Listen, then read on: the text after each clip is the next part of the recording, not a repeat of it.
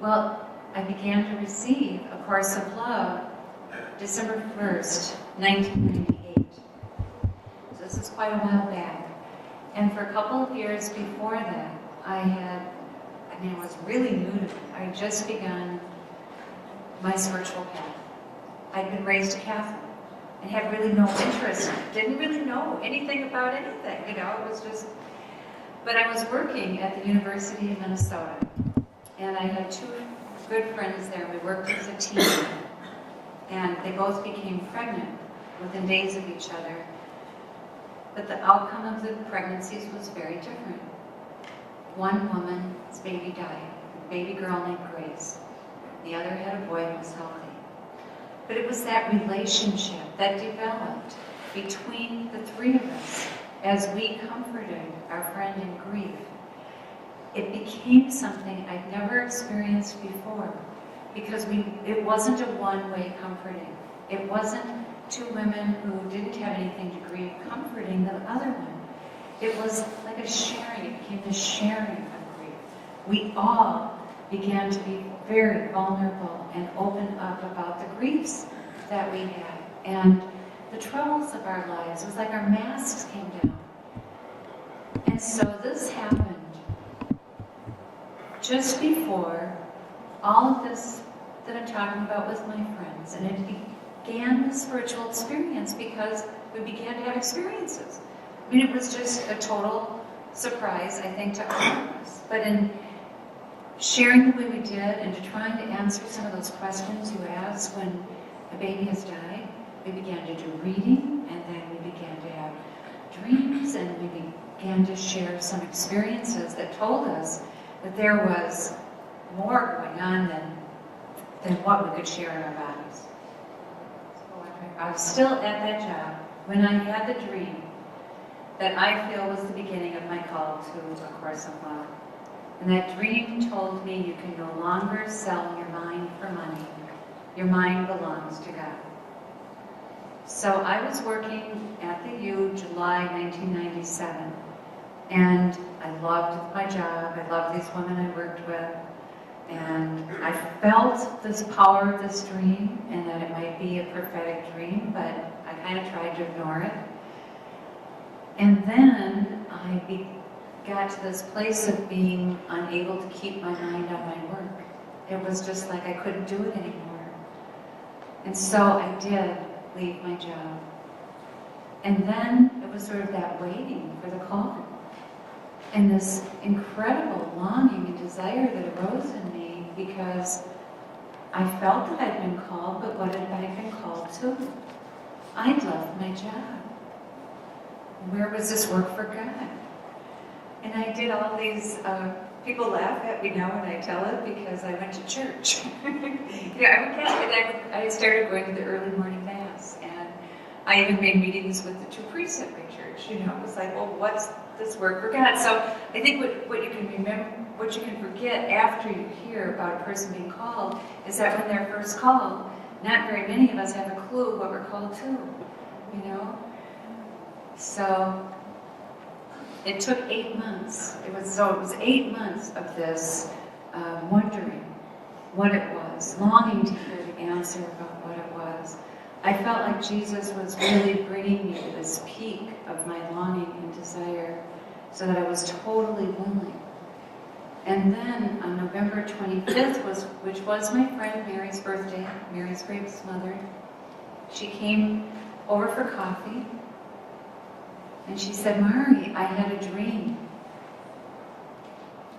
She had a dream in which she saw a new Course in Miracles. And as soon as she said that, it was like I could see that all these signs had been there, but I couldn't take them in. It's like this was work for Jesus, way too grand for me to imagine. But once it came out, once it was said, it was like, yeah, that's what it is.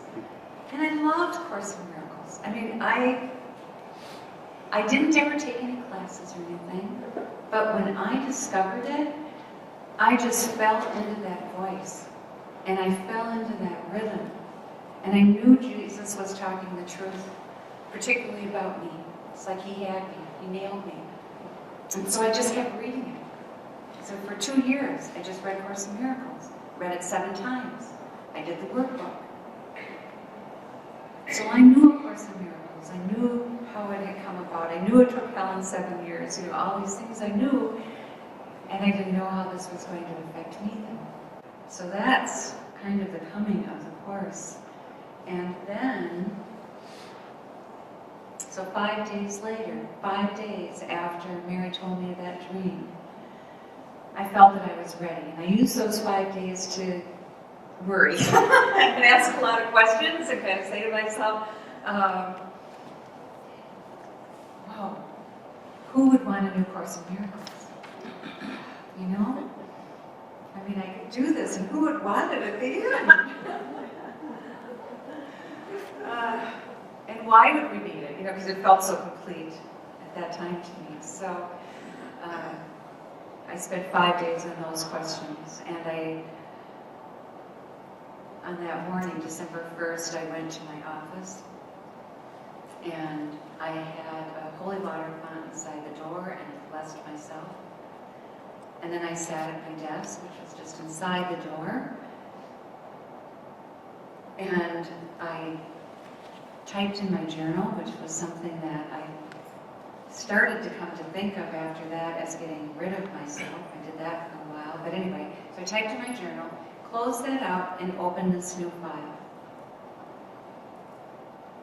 And this was a great big old, 1990s desk with this huge monitor. I mean, we forget how much technology has changed. And then the big tower here, and I have a bunch of little discs that are squares and hard with Course of Love labels on them, I mean, this was, and so there was this big computer screen and this big cursor, just boom, boom, boom.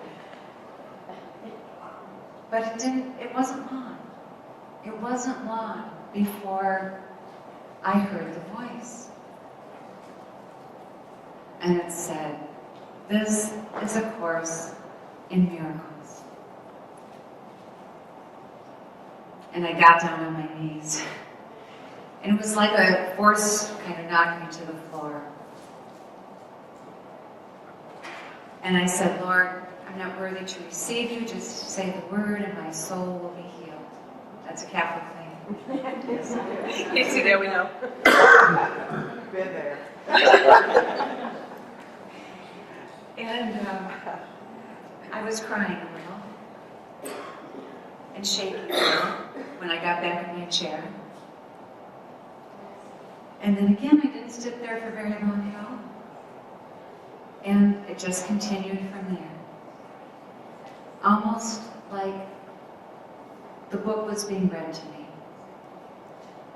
And Jesus later in a Course describes one of the new ways of knowing that we come to as having thoughts we don't think. So that would be another way to describe it. Just these thoughts I wasn't thinking were just pouring through. That was the beginning of A Course of Love. And people have, it's kind of funny, it was a long time before anybody asked me, what are the first words Jesus said to you? And I said, "This is A Course of Love." I mean, miracles. Yeah. And this is A Course of Love. Because, no, it was A Course in Miracles. He said, "This is A Course in Miracles." I'm sorry. This is A Course in Miracles. And it's not until the end of the first chapter that so he goes through how this is A Course in Miracles, but it's not going to be taught to the mind, and it's going to appeal to the heart. And so then at the end of that prelude, he says, in order to end confusion, we will call this A Course of Love. So that's when it got its name. But that was my introduction to the voice of Jesus. And I didn't hear, okay, I'm totally departing from my talk here. Anybody care if I talk about, okay. Of course not. Go for it. Go for it. Okay. Jump all over. Well, we'll just read as we go here. So it wasn't until after chapter 19 that Jesus said anything to me that wasn't part of A Course of Love. And then he said, you cannot go on with your thinking mind. 8 words. And those 8 words were all he said to me for like 2 months. And it was like I was used to going every single day. I had total faith in this process that by now had developed. I would go to my desk and I would sit down and it would begin. And that realization that there was nothing I could do to make it start, I mean, that really brought home the miraculous nature of it. It's like, well, Jesus didn't want to continue. It was, you know, I mean, I don't know. It was, and it was horrible for me. It was really horrible. I had a little group that was meeting to share. I would receive all week, and on Sundays, I would take what I had received to share with this little group. I was like, I got this little group waiting, and all Jesus will say to me is, you can't go on with your thinking mind. And I felt truly like I was about out of my mind because Jesus filled my mind. You know, it was like almost like I didn't have room to think. And so this was very surprising to me. I didn't think I really rated those words. And so I argued and I pleaded and I began to feel like I was just about ready to die. You know, I mean, I felt sick. And so I did some alternative healing, and I went to the doctor, and the doctor found out I was terribly, terribly anemic. And I enjoy telling that story now because I would get so into A Course of Love that I would forget to eat. And that's when I was receiving it, you know. So for these months that had come before this, I had been forgetting to eat. And so,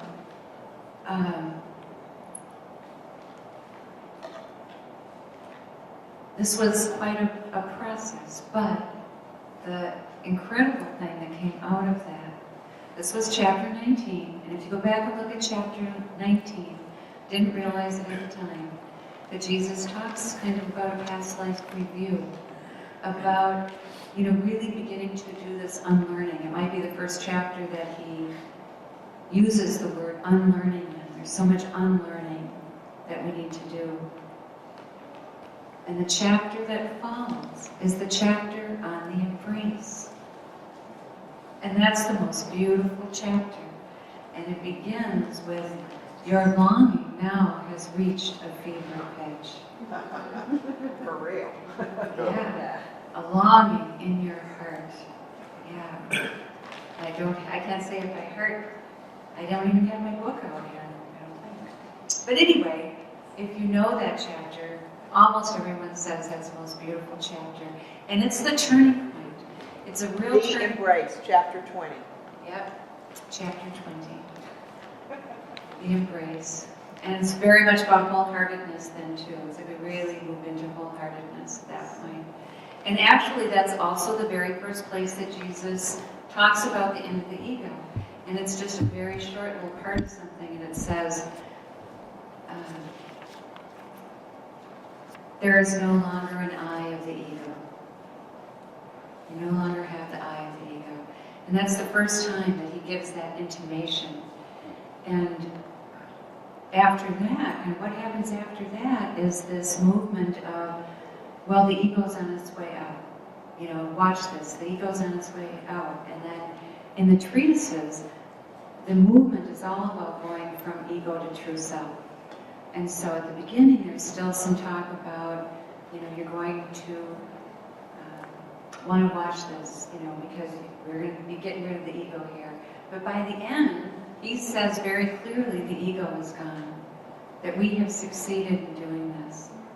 And so by the time that we get into the dialogues, we stand beyond ego and beyond learning.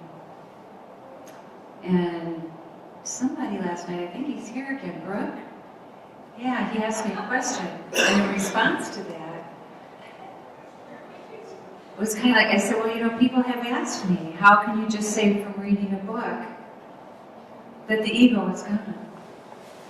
And I said, well, if you just read the book, maybe it won't.